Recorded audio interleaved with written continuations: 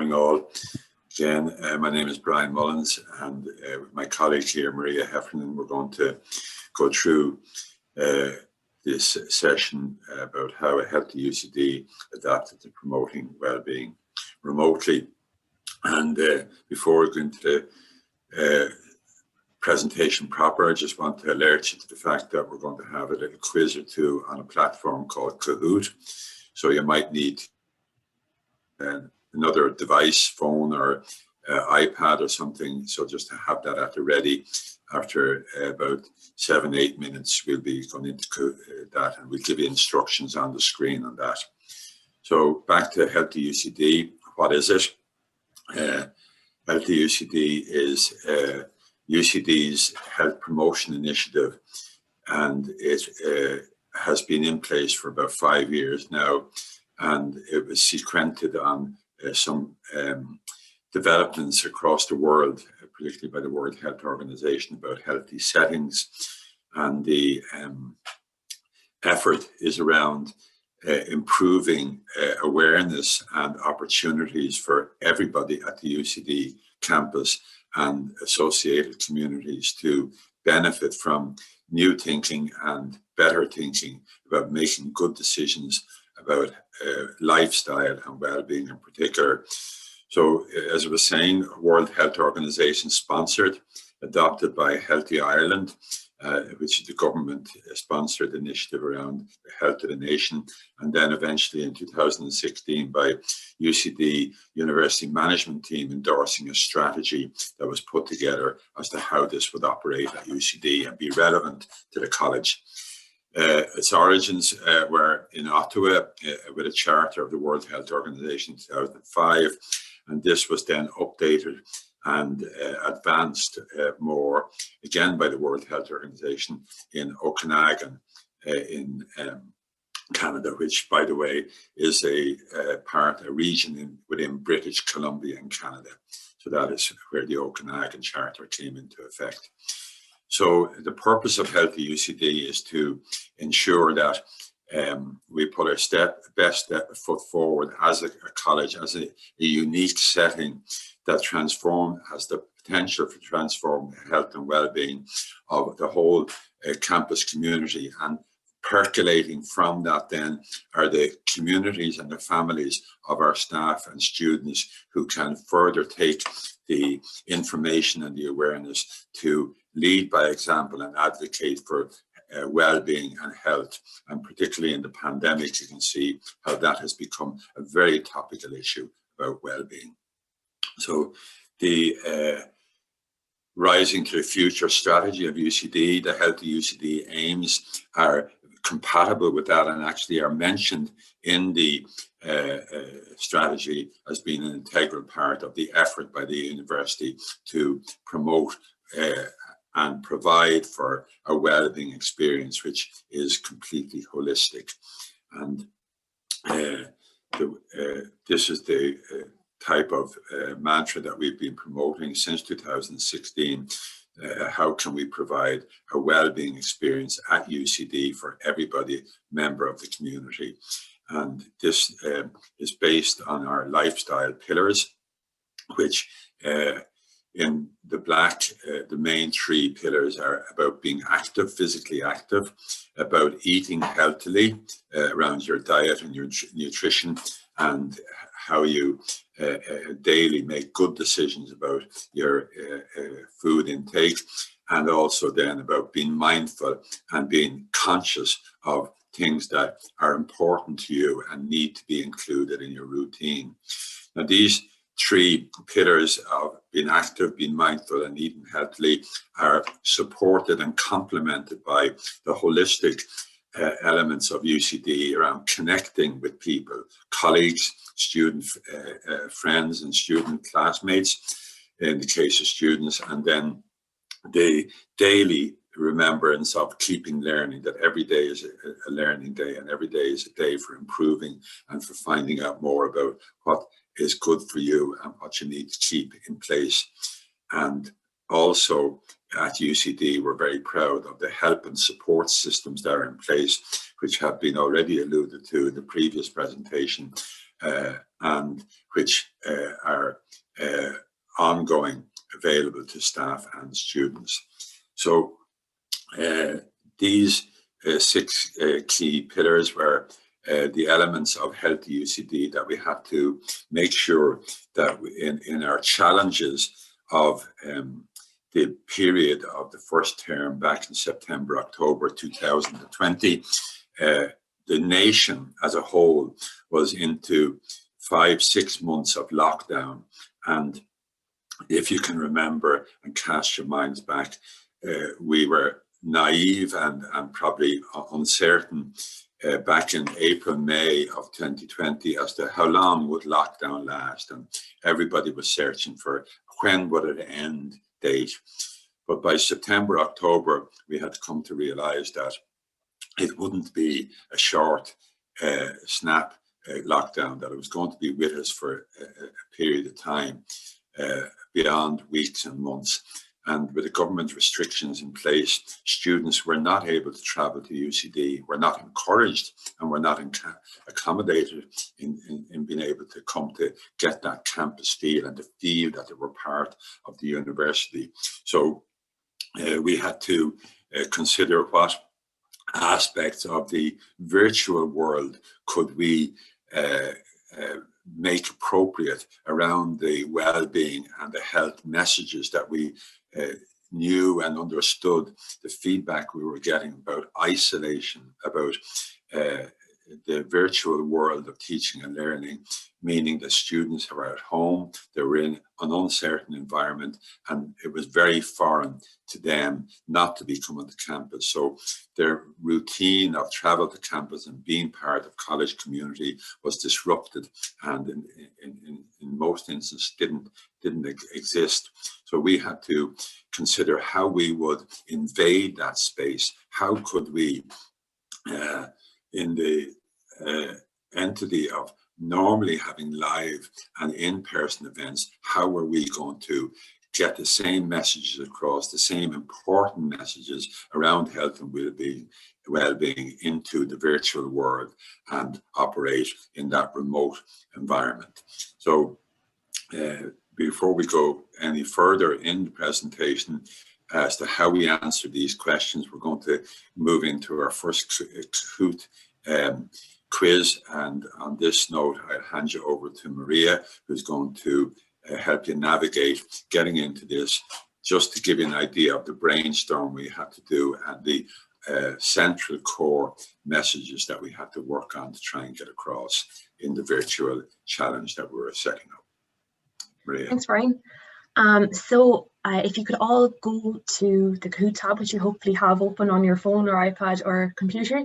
In a second, I'm going to swap screens to the Kahoot screen and display a pin, which you'll be asked to enter.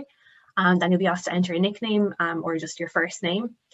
You'll see the You're In screen and the Get Ready screen. And then on the right of this slide is an example of what the question screen will look like and the answer screen that you'll see. So I'm just going to stop the screen share for a second and swap tabs.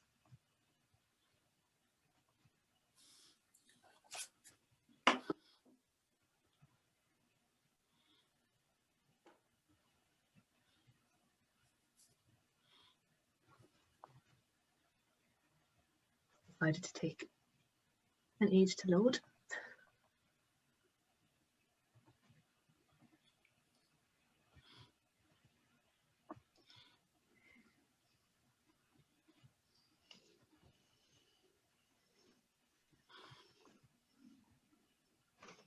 Here we go. Okay, so there's the pin on the screen now. I'll just give people a second to join. So we're going to ask 3 questions relating to facts that we had to keep in mind when we were developing virtual and online initiatives.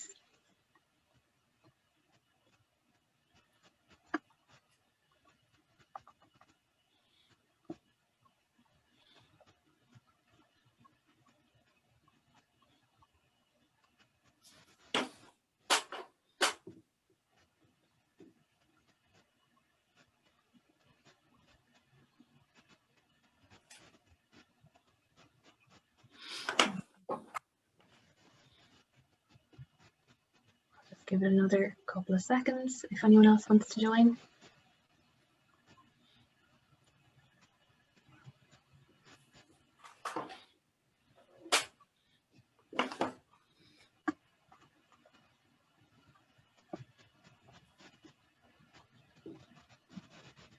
I think in the interest of time, though, I might start it. Yeah. Yeah.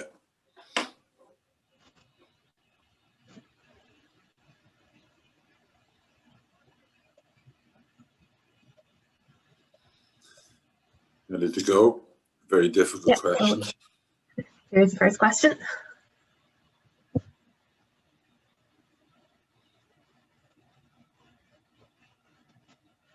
So how much moderate exercise does the World Health Organization recommend adults get each week at a minimum?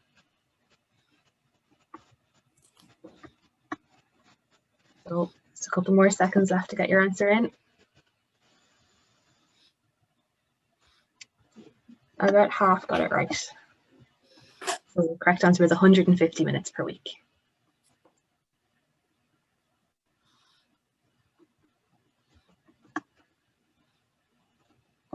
Okay, move on to the next question.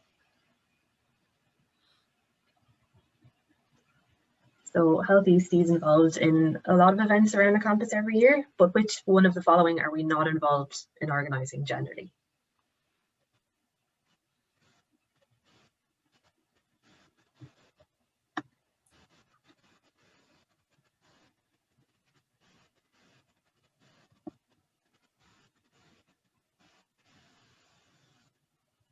Nearly everyone got that one.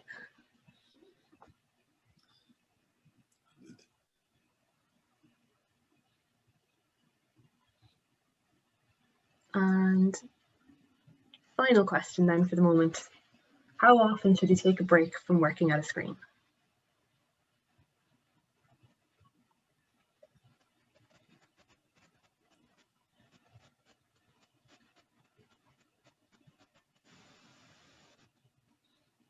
And most people got that one right. So we'll see the final leaderboard now. There's no harm in the once every half hour answer either. True.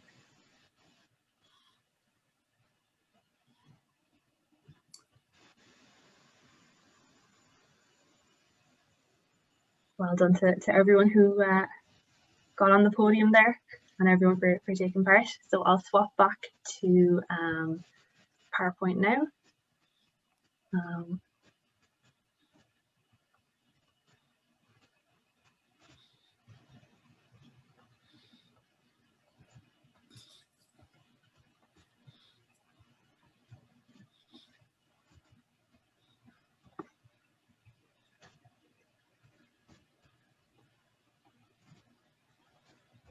Okay,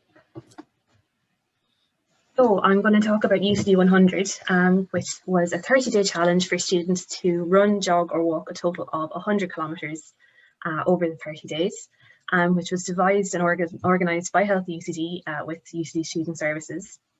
We brought on board a company called Titan Marketing to help with the logistics of the challenge, so developing an online platform to manage registration and logging of the distance, and it took part in mid-October to mid-November. So a website was created to host the challenge, ucd100.ie, and students registered to take part and log their distance on this platform. So if they use Garmin or Strava, they could link this automatically into the platform, and the distance that they ran, walked or jogged would automatically be uploaded. But if they use something else like Fitbit, or Nike Run Club or something else, they could use screenshots to provide proof that they had actually completed their distance. At registration, we asked students to join their UCD college team. So we had built the 6 UCD colleges into the system that students could join, and with the idea that the colleges would compete to complete the greatest distance or also raise the most funds for charity, as we had partnered with UCD St Vincent de Paul and gave students the option to create a charity fundraising page at registration. We created and collated a range of additional content and competitions to keep students engaged throughout the challenge. So the additional content was in the areas of nutrition, physical activity and mental well-being. So in the nutrition section, we had fact sheets on various topics such as food sustainability and fad diets. We had a range of articles on nutrition hot topics and student-friendly recipes, which were created by Amy Megan, who is a human nutrition graduate of UCD and now runs a nutrition blog. Then for physical activity, we had a range of exercise classes provided by UCD Sport and Fitness and some training plans which they also developed. And for mental well-being, one of the UCD student counsellors, Donald Kiernan, created the People Matter podcast series where he interviewed people from across UCD, staff and students. And we also provided content from the Core Mindfulness programme. We had 4 weekly competitions during UCD 100, and they were for the most distance covered, the most funds raised for St Vincent de Paul, the most scenic photo and the most interesting photo. So each week we awarded a prize in each of these categories, which was either a Tesco or Amazon voucher. The first 2 categories were monitored through the UCD 100 website, whereas the 2 photo competitions were run on social media, so on Instagram. Participants posted a photo and hashtagged it with #UCD100, and we picked 1 for each category each week. And moving on to promotion, we took a variety of approaches to ensure that the challenge reached as many students as possible.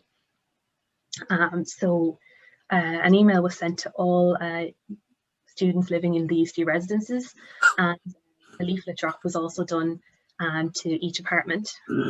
We contacted key staff members such as the student advisors, student counsellors, chaplaincy and heads of school to ask them for their help in promotion, so to use their social media or emails or any other avenues that were open to them to connect with students.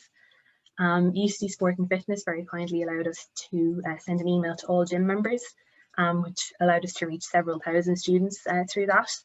And we also put a notice in the student e-zine.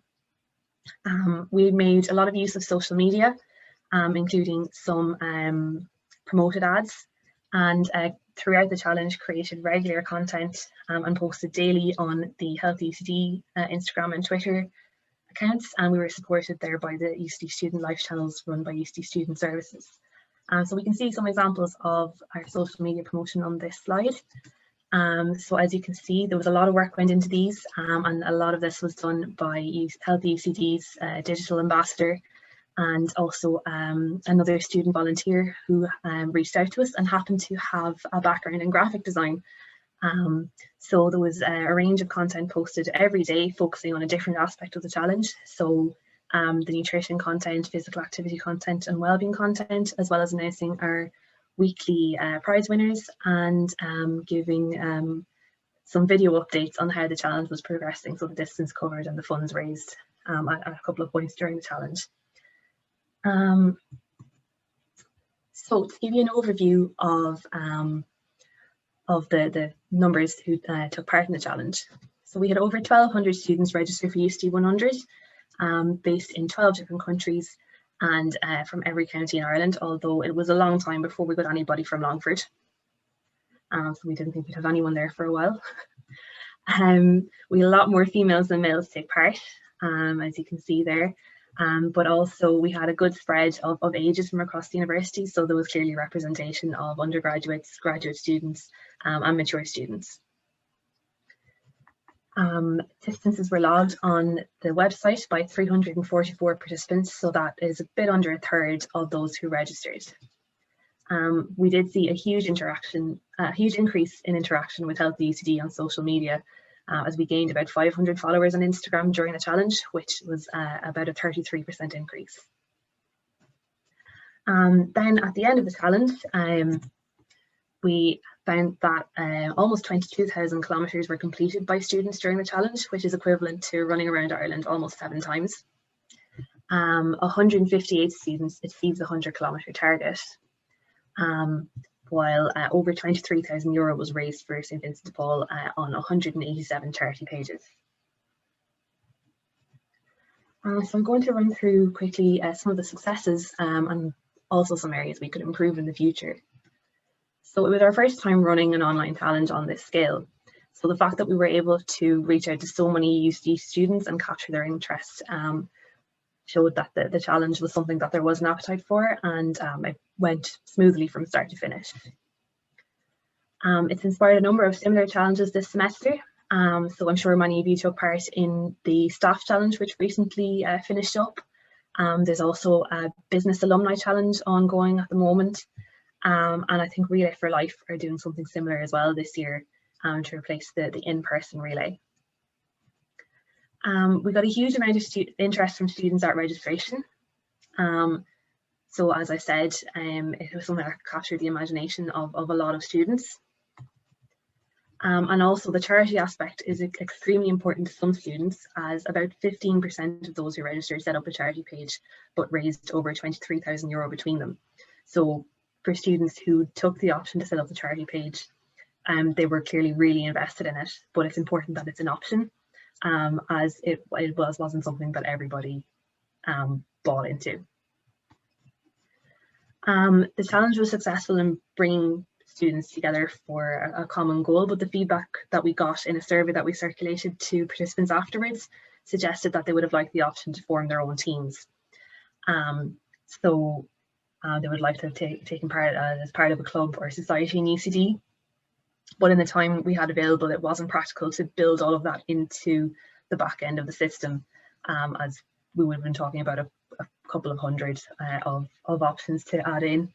But in the future, it's something we definitely consider, as it was brought up quite frequently in the feedback. But I suppose we have to address the elephant in the room, and that is that only 29% of those who actually registered for the challenge went on to log any of the 100-kilometre distance on the website. And this is despite the large follower growth that we saw on social media and the regular social media posts to drive engagement, and also a bi-weekly email being sent to all of those who registered for the challenge, which is what we thought would be a good balance between overloading them with emails, but also kind of reminding them to engage with the challenge. Interestingly, the recent staff challenge didn't see the same drop off in engagement, as over 80% of those who registered for the challenge engaged further and tracked their distance throughout the month of February. So it raises the question, is this issue unique to students? There's also the possibility that maybe the data we captured doesn't really show the full story. So it's possible that people logged distance for themselves but didn't actually upload it onto the website. They might have engaged with the other additional content, so the nutrition, the recipes, the exercise classes, the podcast, but not actually logging their distance. And also we circulated a survey to people who didn't log any distance on the platform, and asked them why they signed up. And the most common reason given was to motivate themselves to exercise. So maybe they just, when it came to it, didn't have the motivation. But we're still a bit unsure as to why there was such a discrepancy between registration and then those who actually registered, who actually actively took part. So we're going to pose the question to the room. We're going to ask you, why did engagement drop off after the initial sign up, in your opinion? So we're going to go back to Kahoot, and it's a different type of question this time. It's going to be an open-ended question where you have 1 minute to answer. So you type in your answer, press submit, and then you'll be asked to highlight a keyword from your answer. And then you'll see your answer on your screen with the keyword highlighted. So I'm going to swap over to Kahoot now.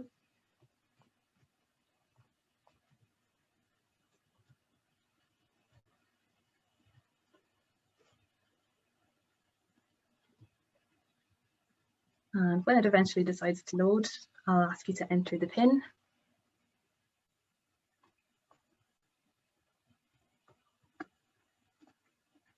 So it's on kahoot.it is the website. If you missed it the first time around, I think we've been joined by a few more people since.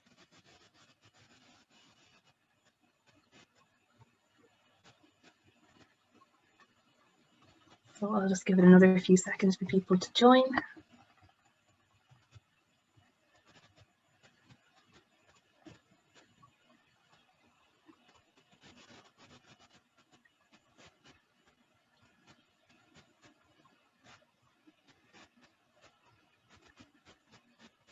Okay, I'm going to press start just so we can get going on it, but the pin will still be on screen and you can join if you haven't had a chance to yet.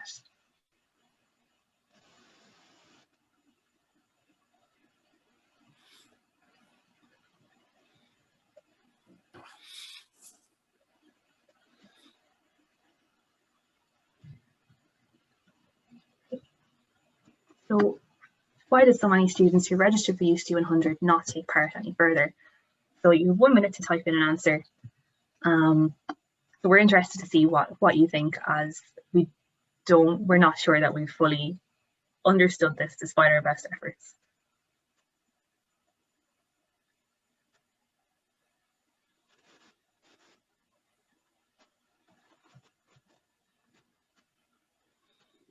I'm not sure if everyone can hear the Kahoot music in the background.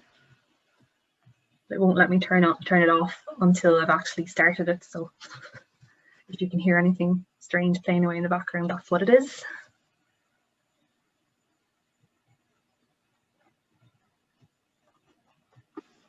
So some answers coming in there, which is great. And there's just over 10 seconds left.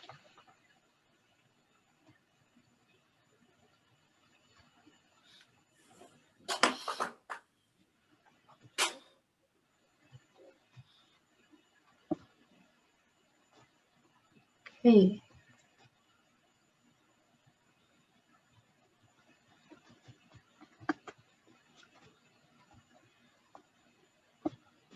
So some interesting thoughts here.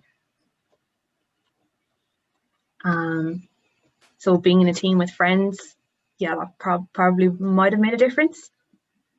Difficulty and the time involved in syncing activity online. So a few similar ones there. Too much overhead if you were able to automatically upload the kilometers, the method of submitting kilometers. So that might be something to look at in the future. Lack of motivation, just signing up for something. So some interesting opinions there, and all the things to consider if we're doing something similar in the future. So I'm just going to swap back to the PowerPoint and quickly conclude, as I think we're almost out of time.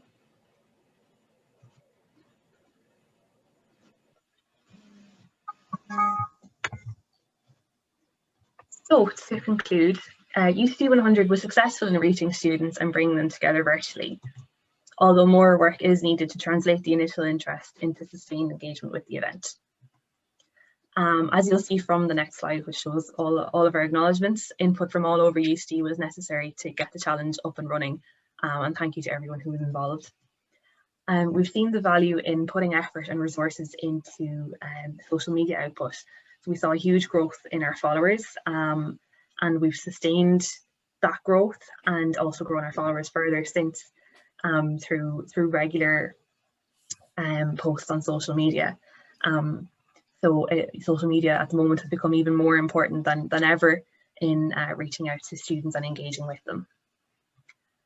So thank you to everyone who contributed to UCD 100, particularly Dominic, Jason and Mags in Student Services, and Christina and Doreen, who did so much work on social media, creating graphics, replying to messages and running the accounts basically throughout UCD 100. And